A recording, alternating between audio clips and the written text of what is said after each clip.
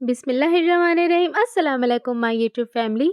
आज मैं आप सबके साथ ताज़े हरे मटर के खीर की रेसिपी शेयर करने जा रही हूँ और ये खीर इतनी टेस्टी बनती है ना कि मैं आपको बता नहीं सकती। आप इसे एक बार ज़रूर ट्राई करिएगा। इस टाइम हरे मटर जो हैं वो सीज़न में है, तो आप ताज़े मटर की एक बार ये खीर बनाकर ज़रूर ट्राई करें। ये बहुत ही टेस्टी बनती है।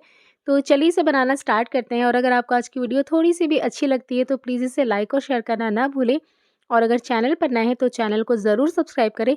और आपके कोई भी क्वेश्चंस है तो आप नीचे मुझे कमेंट सेक्शन में पूछ सकते हैं। तो चलिए स्टार्ट करते हैं। तो हरे मटर की खीर बनाने के लिए मैंने यहाँ पर ले लिया है 1 कप ताज़ी हरी मटर। और ये जो हरी मटर है ये ताज़ी है, मीठी वाली। अगर आप इसकी खीर बनाएंगे तो वो बहुत ही टेस्टी बनेगी। तो सबसे पहले हम इसे डाल देंगे एक ग्राइंडिंग जार में और इसे हम पीस लेंगे। तो ये देखिए मटर को मैंने पीस लिया है इस तरीके से। तो इसे हम साइड में रख देंगे और इसके बाद हम पैन में डाल देंगे 2 छोटे चम्मच देसी घी। इसके बाद हम इसमें डाल देंगे पिसी हुई हरी मटर।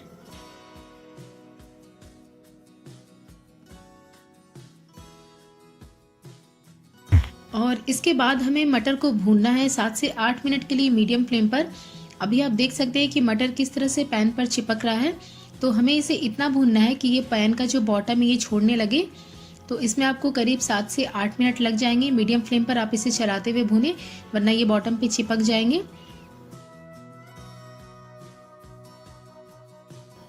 तो ये देखिए जो मटर है वो पैन का बॉटम अब छोड़ने लगा है। आप देख सकते हैं कि किस तरह से ये एक जगह इकट्ठा हो रहा है। तो बस हमें इसे इतना ही भूनना है क्योंकि अभी ये दूध में भी पकेगा। और इसके बाद इसमें डाल देंगे हम दूध आधा लीटर। ये मैंने कच्चा दूध लिया है, आप चाहे तो बॉयल भी ले सकते हैं, लेकिन आप फुल क्रीम मिल्क ले, उससे ये खीर बहुत ही टेस्टी बनता है। आप खीर बनाने के लिए हमेशा फुल क्रीम मिल्क ही यूज़ करें। तो इसे मिक्स कर देंगे हम दूध डालने के बाद।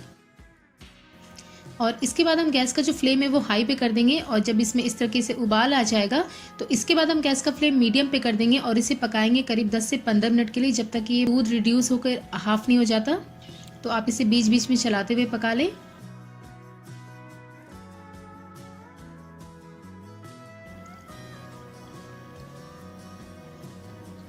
तो ये देखिए टोटल 10 मिनट हो गए इसे पकते हुए और दूध जो है वो काफ़ी गाढ़ा हो चुका है, हाफ हो चुका है रिड्यूस होकर।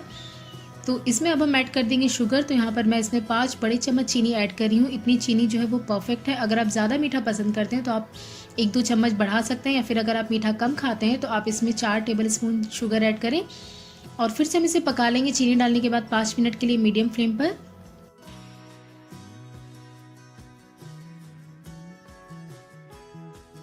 तो ये देखिए 5 मिनट हो गया है चीनी डालकर पकाने के। तो ये देखिए 5 मिनट हो गया इसे पकाते हुए। तो ये बिल्कुल रेडी हो गई है हमारी बहुत ही टेस्टी मटर की खीर। इसमें हम ड्राई फ्रूट्स ऐड कर देंगे, गैस का फ्लेम बंद कर देंगे।